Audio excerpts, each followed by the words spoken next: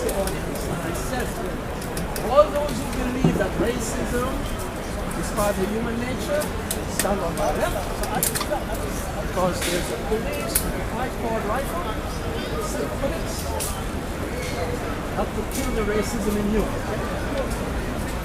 All those who believe that racism is an idea, an ideology, you've got Professor so-and-so with some books. Get yourself an education, okay? Now, what is racism? Is it an ideology or is it part of the state? It's an ideology. Come on, it's an ideology. It's an ideology. It's breaking the body. But you see the problem. If racism is an ideology, why do people go around attacking statues? In other words, how do you fight an idea? With the arguments. With arguments, come on. So think about it. If it's an idea, how do you fight an idea? Respond to it with a counter idea. Come on, Lauren. Okay. Destroying it. So how does knocking down a statue destroy an idea? It's typical, that's what it is. Churchill is the history of this country. So you let it up? History. Sort of slowly moving. Come on. Why are you talking? No, please. We are discussing ideas. Make your point that those who target statues, civic, wasteful space and time, although it's an idea, education, that's the reason why. Education, information, is a social policy. So how do we challenge ignorance? By education. Not for everyone, sir. It may be for you, but for other people. Some people see the problem as part of human nature. In other words, when they look at a human being, they say, I know, he is the problem. He is the enemy. They attack. And some don't even attack humans, they even attack animals. Some blame women. And some even blame their mother. My friend, what I'm trying to say, just because you may be correct, have a view. There's no guarantee other people share your views, okay? People see the world in many ways.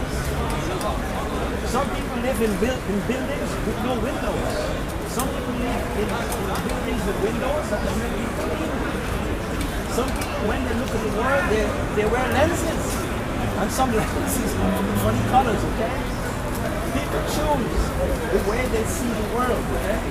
From the upbringing. No, it doesn't matter, don't make excuses. People see the world the way they want to. Therefore, why don't they take responsibility for their actions? Why do we make excuses for their actions?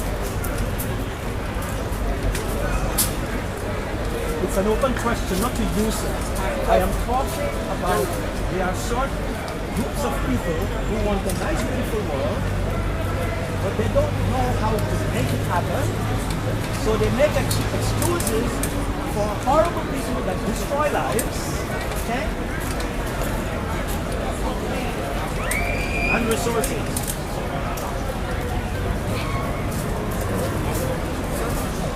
Are you saying racism is not? No, I am not.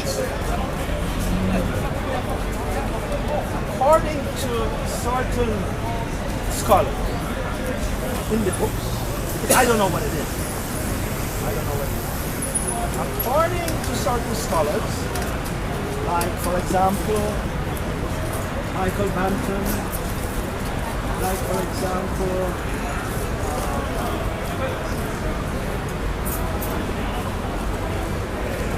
John Rex, like for example, Robert Miles,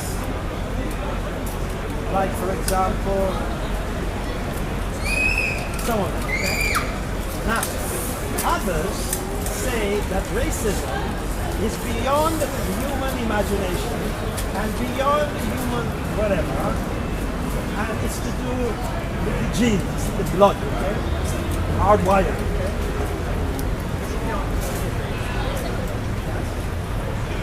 And some people confuse race with racism. What's up, brother? I think the Yo. environmental Yo, factors fam. also do play a role. No, sir, yes, but some people don't even recognize You don't say hi it. to me no more. Maybe right, sir. But environmentalism is an old way, an old perspective. In Greece, for example, if you want to judge and evaluate a human being, especially if they are strangers, in other words, they weren't born within the walls of Athens, they're just barbarians. So if you want to know if someone is civilized, you ask them, where are you from? In other words, the environment defined their imagination, their willpower, their movement, and everything, okay? That's it, environmentalism. Neo-environmentalism, right? Because if I ask someone who are from Nigeria or Somalia, I ask you where you're from, and the moment they tell me they're from Somalia, I say, oh, I know, hot country, okay? It's the environment that makes them so backward and silly. Temperamental. My friend, I'm talking about environmental. My friend, please, you are making it. Please, this gentleman introduced a perspective of environmentalism. I'm just giving you examples of it, okay? Today, environmentalism, people say to you where you're from. If you're from Scotland, or you're from North, you know what you Northerners are like. In other words, they don't look at the individual personality. I'll be back. I have your. They don't look at whether the individual is a professional, if he's a graduate or professor, right? Just because he's from North, they stereotype him, okay? So that same environmentalism is used to explain global inequality. So they explain the reason why countries in the south have hot climate is nothing to do with history. It's all to do with climatic conditions. That's why they're poor and backward, okay? But people, let me continue. People who have studied and know better, they say the role of history. History shows that human beings have overcome many obstacles and they defy gravity, okay?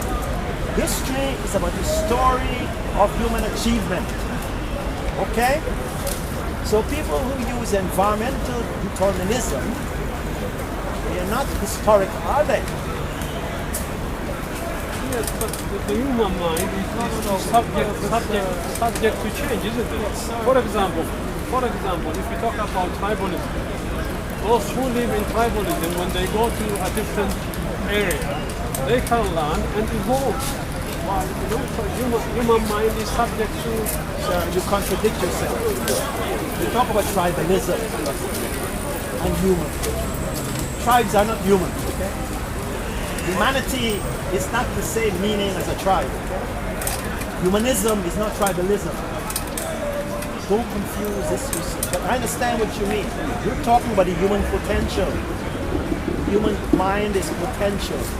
It's potential, yes?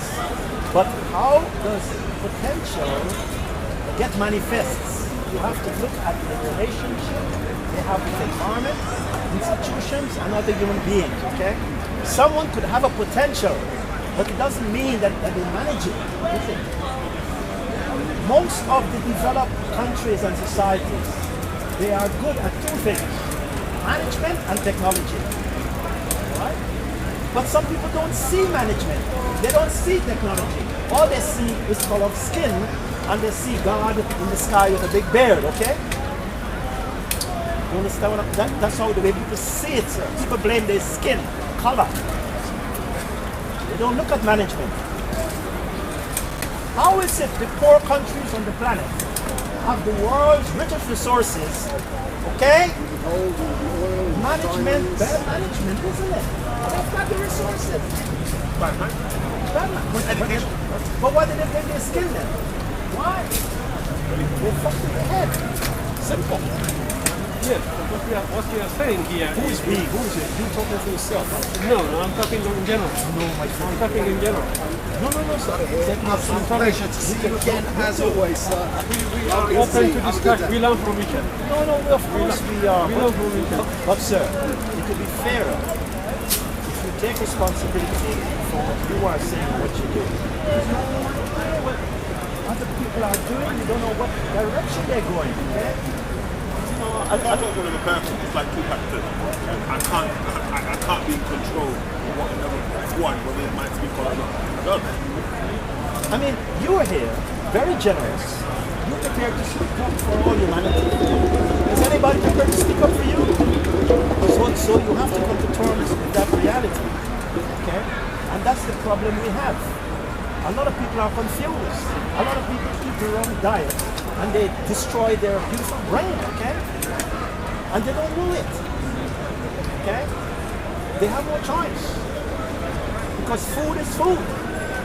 Alright? But if you go to a multinational corporation that have good management, they all have laboratories. Not all of them. Not all of them. My friend, I'm talking about processing. You're doing joke like. Okay? You're not talking about the human being, a piece of land that live with nature, animals, okay? I mean, in London, we talk of Kentucky chicken. Have you ever seen the Kentucky chicken fellas? Come on, have you ever seen, when you go to Kentucky chicken, have you ever seen the chicken they give you fellas? You don't. But why do they call it chicken then? But you've got ordinary people who can't read nor write. They go chicken. They see the chicken feathers and everything. Isn't it? But yet the people who go to Kentucky chicken think they're more intelligent than the guy who have real chicken. Isn't it? So is education a good thing? Is education a good thing? No. Isn't it? You are four principles to education. To listen, remember, to repeat, and to apply. They never give you the third one. Education is the problem. Knowledge is education. Observation. That's where you get power. Because they don't like it. Now why is it this guy is not allowed to go?